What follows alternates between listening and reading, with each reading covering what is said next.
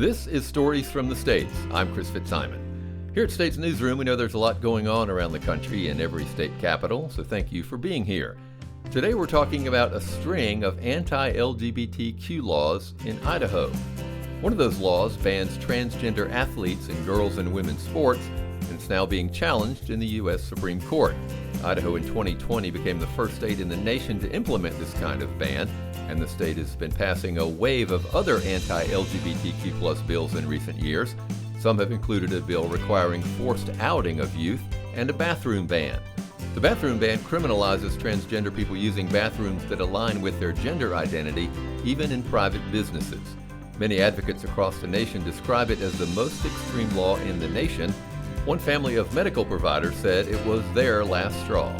This year was definitely the moment of making that decision more final. Coming up in a moment, we'll hear from the Devitt family and from a reporter with the Idaho Capital Sun about what's going on. The United States Supreme Court is considering challenges to Idaho's ban on transgender athletes in girls and women's sports. The court will also take up a lawsuit related to a similar ban in West Virginia. Idaho was the first state in 2020 to implement this kind of ban, which prohibits transgender athletes from participating on any team designated for women or girls, from public K-12 schools to universities. Similar laws are now in place in 27 states, and the Idaho State Legislature is not stopping there. In recent years, they've passed a wave of anti-LGBTQ plus bills, including one that criminalizes transgender people using bathrooms that align with their gender identity, even in private businesses. A first offense carries a misdemeanor, punishable by up to 1 year in prison. A second offense within 5 years is actually a felony, punishable up to 5 years in prison. For a Boise family of medical providers, this bathroom ban was the last straw. They're considering moving out of the state. Joining us now are Michael and Angie Devitt, medical professionals, and also parents of a trans daughter. Hi, folks. Hello. Hello. Also joining us now is Kyle Pfannenstiel. He's a reporter at the Idaho Capital Sun. The Idaho Capital Sun is an outlet with States Newsroom. Hi, Kyle. Howdy. Well, let's just get a little background here from Kyle before we talk to the Devitts. Kyle, tell us where this even started. Where did this Idaho attack on trans people even start? This was in 2020 in the legislature, and it was brought by a lawmaker, Representative Barbara E. Hart from Idaho Falls, who was concerned about fairness in women's sports.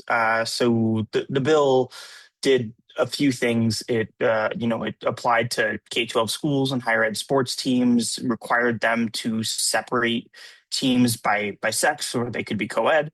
And it specifically banned males from participating in female sports. And that's kind of the gist of it. But this was kind of the start of, as you talked about a wave of anti-trans and LGBTQ laws. The Devitts, Michael or Angie, or both, I know you've talked extensively about this. You even wrote a book about this called Finding Eve, about what it's like to have a trans daughter in Idaho in this current bizarre era that we're living in. I just wondered overall, what has the experience been like for you and your daughter while this legislation was being passed and being debated? Stressful and disorienting. We both love Idaho. We're very much enmeshed in the community that we live in, Boise, as are both of our kids. And when you participate in a community, you expect that community will accept you and support you. And the Idaho legislature has kind of made it their pet project to make sure transgender Idahoans and their families feel very unwelcome in Idaho. So it has been, it's been very unpleasant, to put it mildly. And what about your daughter? How is she holding up, and what has it been like for her? Well, our daughter was not involved in sports. She was briefly, but not at the time that this passed. So that in that particular regard, that didn't impact her specifically, but she's been a very strong advocate since 16, and we live just a few blocks from the State House. And so it became an area that she felt like she could speak out as a strong advocate, and she was the one who said, this is what I want to do with the power and privilege that I have. And so we just followed suit. She has moved out of state to go to college. And so that's one impact on her. But she does feel very increasingly unsafe in returning to home. Were you worried? Were you guys worried about her safety when she started speaking out? No, I don't think either of us were. And I'm not sure why, because looking back, I think that's kind of a really good question to ask. But I think, Boise itself is a pretty safe city for LGBTQ citizens. It's the Idaho Legislature that is really the problem. So, and Eve, she carries herself with a lot of poise and a lot of kind of strength. And so, although she's very prominent, she's not really somebody you would mess with, although you never know. But no, in Boise, we felt pretty safe. Kyle, I'll get back to you in a second with a question about what's next, but I want to ask you guys again, as not only are you parents of a trans daughter who's speaking out, and you're speaking out, and you've written a book and all those things, you're actually medical professionals, and I wonder how frustrating that is listening to whether it's testimony or debate about this issue from people who aren't medical professionals and may not have an understanding of what's even happening. It's extremely frustrating. Again, I've been involved with advocacy in the state from a medical perspective, particularly in the last few years. I've been on the board of the Idaho Academy of Family Physicians and was president this last year. And we are very strong advocates and have been in the room where it happens in regards to this legislation. And I remember the first time Eve testified, I asked her how she felt. She did an excellent job from my perspective and from the legislators' perspective. And she just said, "I'm so happy that these two Democratic representatives in that particular case are fighting for us." And of course, everything that gets heard in the Idaho State House tends to be 8-2 in favor of the Republicans. There's always 2 Democrats on every committee. And she just was so excited about the 2, even though it passed on. And in that case, it had to do with gender affirming care for minors and forbidding that. So it's very frustrating. And I would say mostly it just feels like there's so much, I want to use the word ignorance, but maybe I'll just say, they're very uneducated about the things on which they are voting.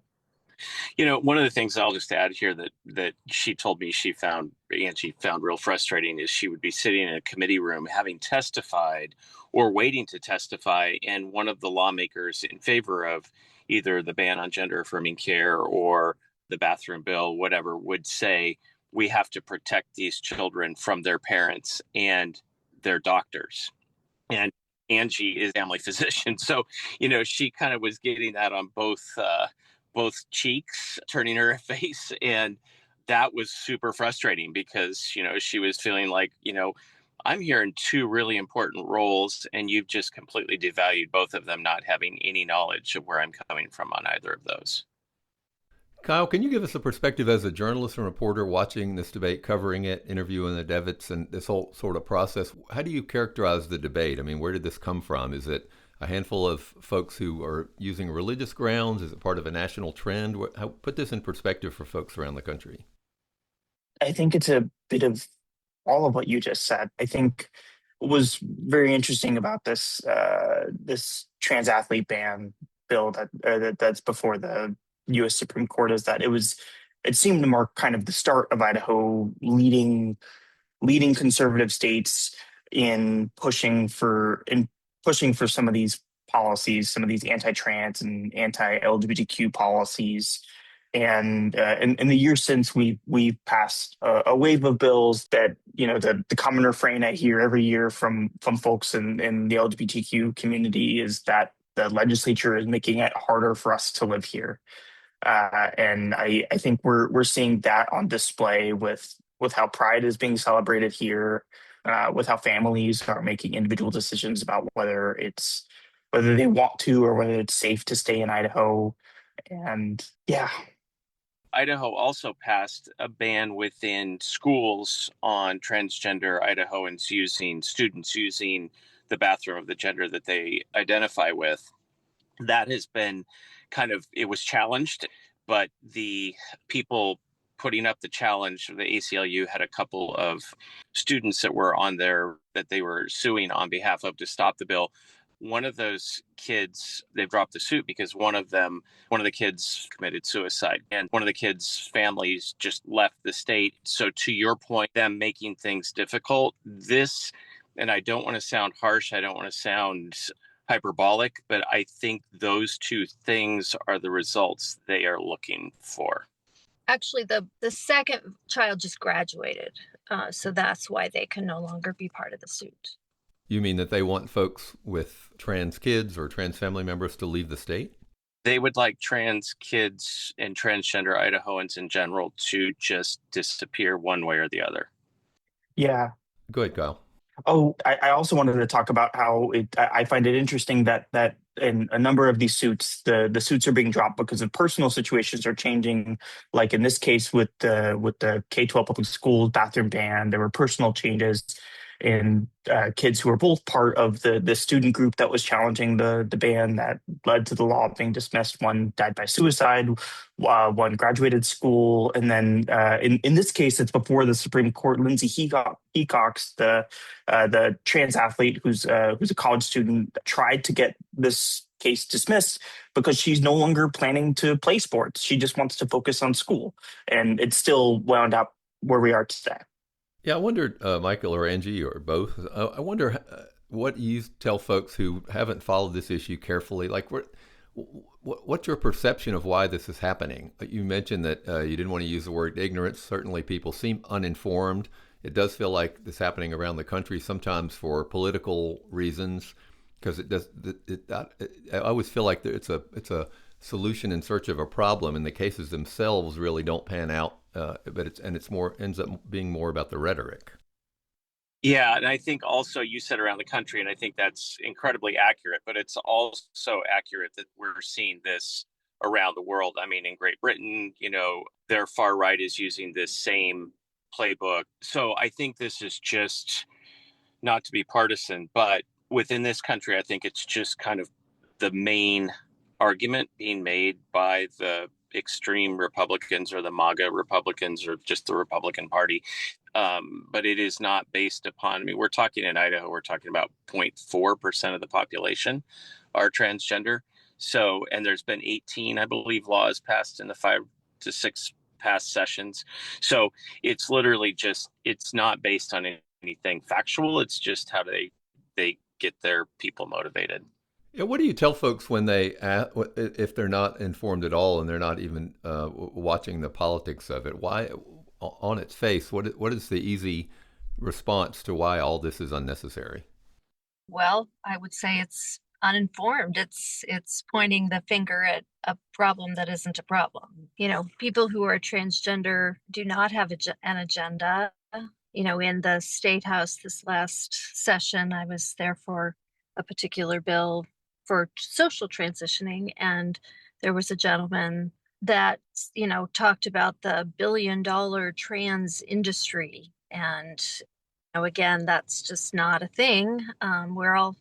If we're involved, we're all waiting for our checks, but it is just completely uninformed, as you said, and pointing the finger at other people, and then they're the ones that are being hurt. They're trying to not be out. They're trying to live normal lives that they've been trying to figure out for a long time. The other thing in answer to that, I think that's part of why we wrote the book. One of the main reasons was just to kind of combat all of the misinformation, but also we were kind of hoping almost like a little kind of a Trojan horse to be sort of a vehicle to start a greater conversation about bodily autonomy and human dignity. And I think this is basically just kind of an attack on a group's human dignity and even their humanity just for political gain. Yeah, and as you mentioned before, it has real consequences on real humans, your daughter, and also other children in Idaho and around the country. Very much so. Yeah. Kyle, what's next in the Idaho legislature? I mean, are there more attacks on LGBTQ people underway? I guess I doubt this will be the end. It's been a very consistent pattern over the past 5 or 6 sessions, as the Devitt said. This year, we got the two big bills that we got were the criminal transgender bathroom ban that criminalizes trans people using bathrooms that align with their gender identity in public, including in private businesses and in government buildings. And we also got a bill that requires teachers and doctors to out transgender kids to their parents.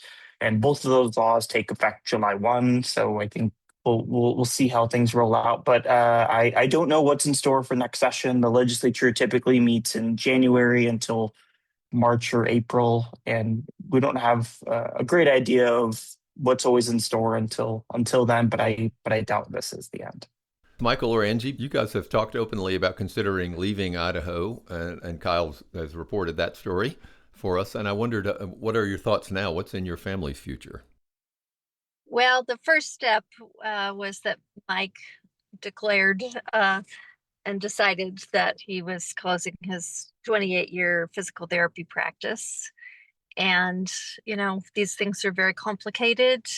We have another daughter we love equally, and she will be in Idaho another year until she leaves to go somewhere for graduate school. And then I have a 90-year-old father who I've been in Idaho my whole life, and so he's still there. And so, yeah, so one step at a time. But we are certainly considering this, which we have talked about, depending on the legislation that was in front of the State House every year. But this year was definitely the moment of making that decision more final and figuring out what that looks like.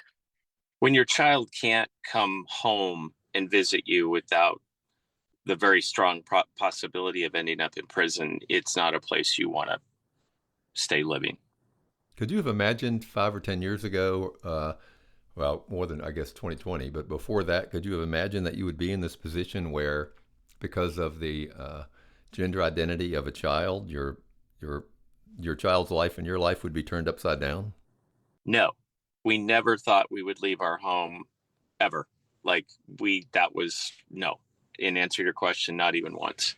Well, I want to thank you both for sharing your story. And Kyle, as always, it's great to hear from you and hear your reporting. And best of luck to you guys, Devitts. And I hope things take a turn for the better. Thanks for being with us. Thank you much. Thank you. Thank you so much for having us. To stay up to date on the latest laws being argued or passed in your state, you can always go to newsfromthestates.com. Coming up in a moment, podcast producer Mallory Chang will chat with Daybreak newsletter author Madison Fitzgerald. We'll be right back.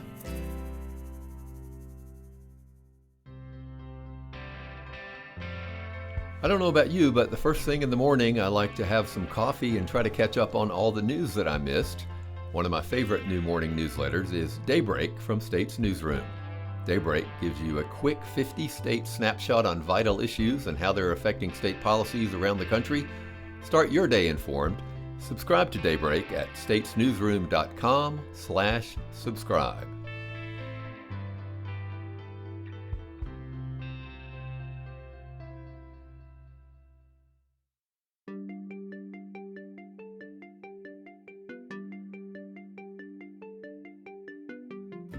Hello, podcast listeners. It's podcast producer Mallory Chang here with the one and only Daybreak newsletter author, Madison Fitzgerald. Hello. Hello. It's so great to see you. It's so great to be in the host chair with you. If you haven't read Daybreak yet, you can subscribe at newsfromthestates.com/subscribe. Maddie puts together a 50-state snapshot every morning of everything that's happened while you've been asleep or if you've been ignoring the news. Maddie has got it all for you, so subscribe. But Maddie, as always, it's been... people can't see me, but I have my hands in my head. I'm like, it's been a lot. It's always a lot, yeah. I know, it's always a lot. That's what keeps it exciting, though. I think my favorite part of this job is there's always something to do. And I appreciate that perspective and point of view. But what's been a story or stories you've been keeping an eye on this week? Yeah. So one story that I've really been following has been this news out of New Jersey, where the state sued the owners of a migrant jail in Newark to force the company to allow state health inspectors inside, just because the detention center has been at the center of claims that detainees are living in inhumane conditions. So the complaint basically asks a judge to order the company that owns the jail to allow state inspectors to have access to the facilities, medical unit, sleeping quarters, shower and toilet facilities, and HVAC systems. And so the governor said that when state inspectors visited the jail last week, the staff only allowed them to access the food service areas. And so the reason this caught my eye is just because this comes as communities across the country are really trying to figure out how to deal with immigrant detention centers and the conditions inside them. It's become something that I think is a bit of a side effect of President Donald Trump's push for more deportations. Right, right. On another note, what have been some stories that you're keeping an eye on in the coming weeks, in addition, of course, to what's happening in Newark? Well, this one it's a little scary, and if you don't like bugs, then I would just say to brace yourself. Um, Oh no. Okay. My head is in my hands again. Okay, so the U.S. Department of Agriculture confirmed the country's first case of New World screwworms in South Texas. And the infested animal was a 3-week-old calf, and there have been no other detections so far. But the parasitic fly could harm the state's $15 billion cattle industry. And so state and federal officials have really been bracing for this because we knew that, screwworms were coming, and they've been preparing for it for months. And they mainly fear its potential to impact livestock and the agriculture industry, like kind of at large. And so this parasitic fly targets the live flesh of warm mammals, including cattle, pets, wildlife, and humans. And so I won't get into the details of how exactly the infection happens, but it's really gross. And also, it is a pretty big threat to the agriculture industry. So I think that officials will be keeping an eye on it, and I will as well. What do the bugs look like? They're kind of like, I would say the size of my thumb. They look a little bit like just giant flies, if that makes sense. And it says it's a parasitic fly. And so it's just imagine a bigger version of a fly and one that's able to dig into the live flesh of mammals. Oh, okay. That's a fun thing to look out for. But okay, Maddie, let's cleanse the palate a little bit with one more thing. I hope it's whimsy. I hope it's not bug related. But what's one more thing you got for us today? It's not bug related. Okay. Phew. It's not bug related, and it's a little bit, it's silly, and so it's not silly, but it's something that I thought was very interesting this morning. The Georgia Supreme Court ended an agreement that prevents the execution of 9 death row inmates, even though the Food and Drug Administration hasn't approved the COVID vaccine for children under the age of 6 months.